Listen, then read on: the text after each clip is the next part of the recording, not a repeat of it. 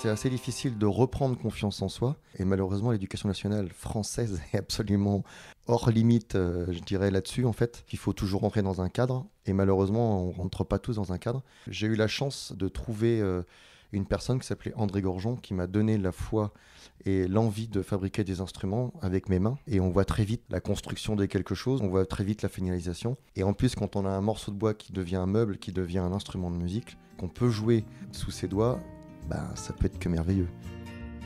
C'est un ébéniste au service des instruments de musique.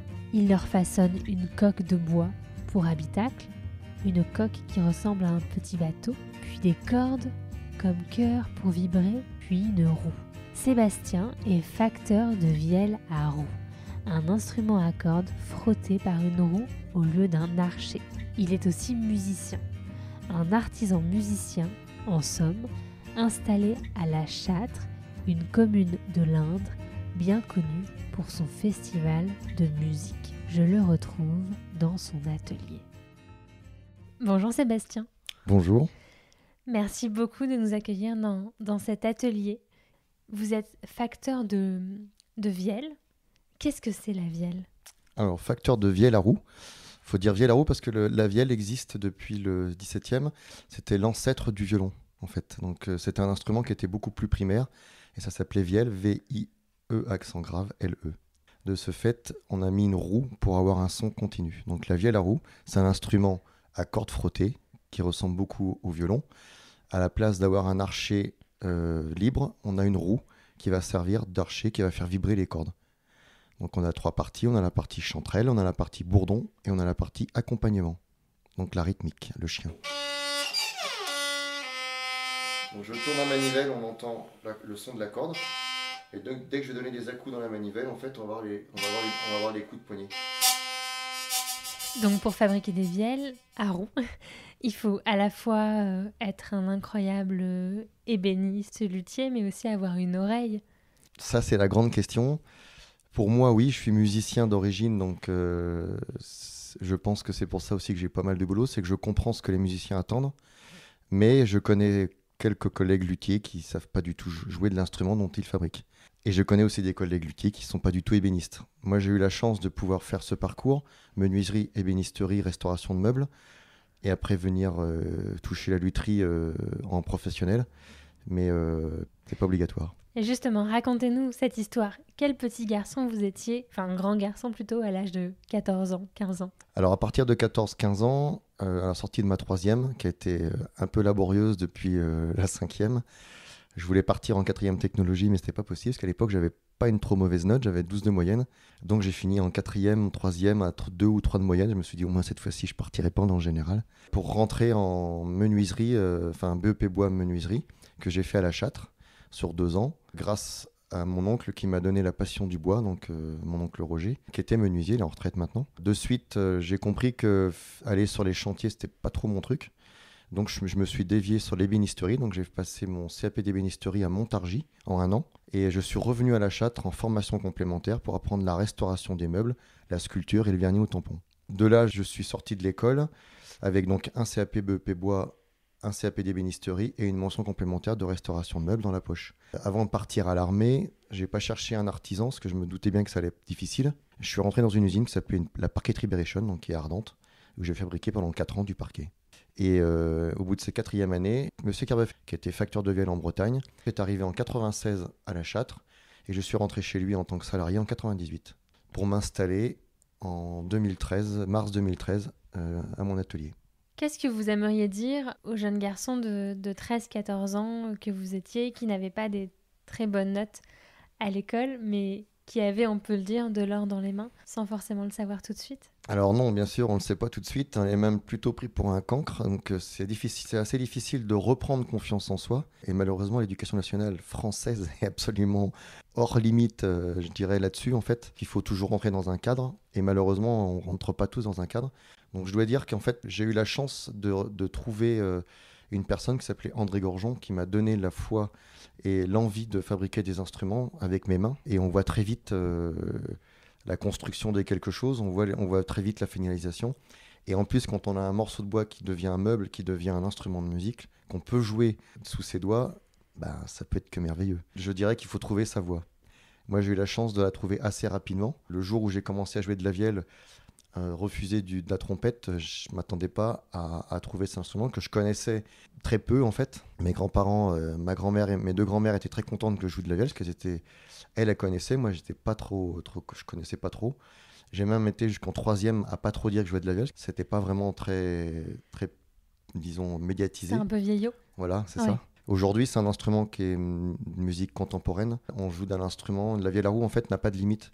Il n'y a pas de Stradivarius de la vielle. Chaque facteur de vielle va aller avec le musicien qui va l'emmener avec lui dans son univers musical pour créer l'instrument dont le musicien a besoin en fait. Donc ça va créer automatiquement différentes vielles à roue suivant le fabricant. J'imagine que vous n'êtes pas beaucoup de facteurs de vielle à roue en France aujourd'hui.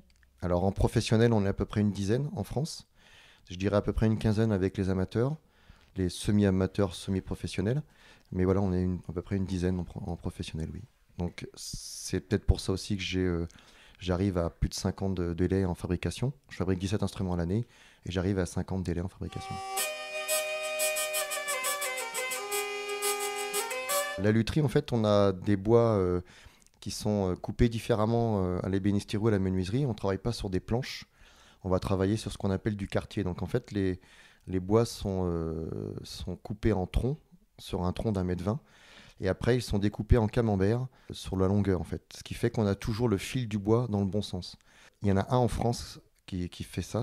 Il s'appelle Bernard Michaud, qui est dans le Jura. Il est dans le Jura parce qu'il achète beaucoup de bois qui viennent de la montagne, des hauteurs, en fait. Pourquoi ? Parce que plus l'arbre est dans les hauteurs, plus il fait froid, donc il va aller beaucoup moins vite à la croissance. Et donc, les fibres du bois vont être très serrées. Plus les fibres du bois sont serrées, plus le bois va être mécaniquement résistant. Donc on va pouvoir descendre dans les épaisseurs pour le faire vibrer. La grande théorie de la lutherie, c'est sur les instruments à cordes en tout cas, plus le bois est fin, plus ça va vibrer. Et on va utiliser des bois pour faire encore plus joli, on va utiliser des bois comme l'érable ondé. Donc c'est les érables qui sont, il y en a très peu, on en trouve très peu en fait. Ils ont des ondes qui sont perpendiculaires aux fibres du bois, qui vont lui donner en plus une résistance mécanique accrue à la résistance ou à la pression des cordes. Donc on peut descendre sur les épaisseurs entre 1,5 et 2 mm pour faire vibrer le bois, sans qu'il travaille, sans qu'il se casse. Ah, donc vous arrivez à le plier sous vos doigts et il est très souple. Alors, souple non, pour le plier, il faut le chauffer. Donc on utilise un fer à ployer, donc qui va chauffer à 300 degrés, et en passant le bois sur la partie chaude, il va commencer à vouloir se faire travailler. Et ensuite ? Je vais travailler avec le musicien. J'ai quelques vielles d'expo. J'ai une vielle soprano, j'ai une vielle alto, j'ai une vielle traditionnelle, j'ai une vielle baroque, j'ai une vielle électroacoustique, j'ai une vielle acoustique. Et le musicien va essayer ces instruments-là et va me donner son avis sur l'instrument et qu'est-ce qu'il recherche. Un peu comme Cendrillon pour rechercher sa sandale. Je vais essayer de faire l'instrument qu'il recherche en fait. Alors si c'est un peu compliqué au démarrage, je lui fais d'abord un premier instrument qui va lui servir sur 1 an ou 2 ans. Et à la suite, on va finaliser cet instrument pour lui faire l'instrument final.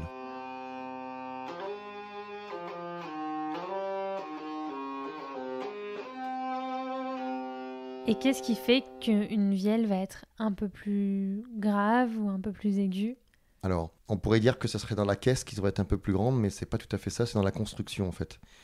Plus on va avoir des graves, c'est-à-dire qu'on a des cordes qui sont plus grosses, qui battent moins vite. Donc quand elles battent moins vite, il faut mettre moins de bois. Plus on veut dans les aigus, en général les aigus c'est des cordes qui vibrent beaucoup plus vite, donc là on va pouvoir redonner un peu d'épaisseur dans les bois.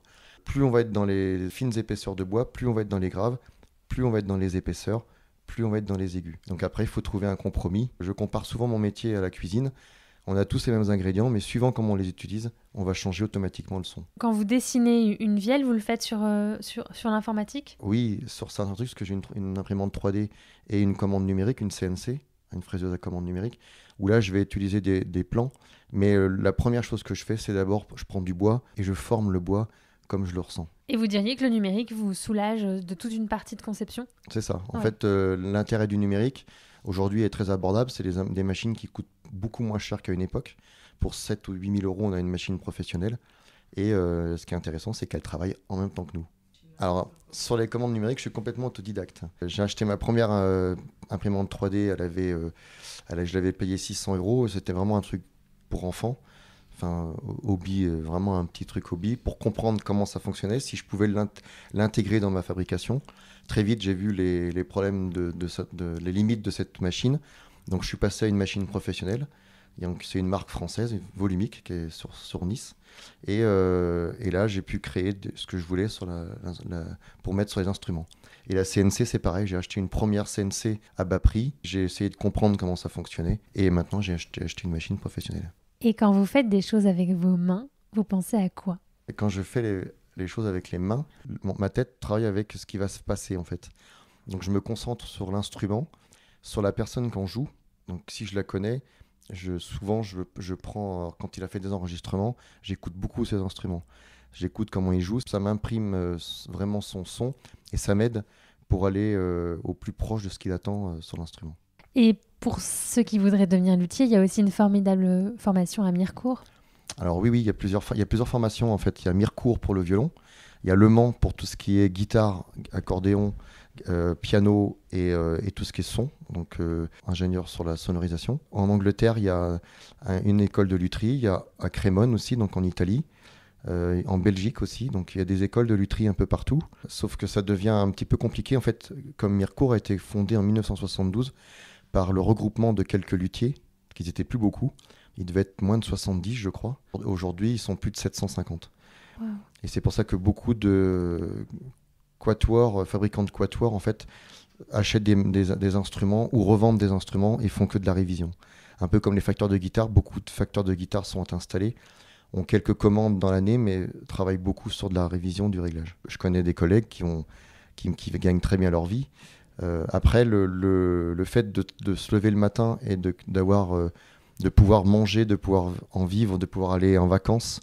J'ai pas de piscine, j'ai pas de Ferrari, mais j'ai des enfants, j'ai une maison, j'arrive à m'en sortir. Et c'est surtout que je me lève le matin en créant mes instruments. Donc c'est quand même, pour moi, ça vaut tout l'or du monde en fait.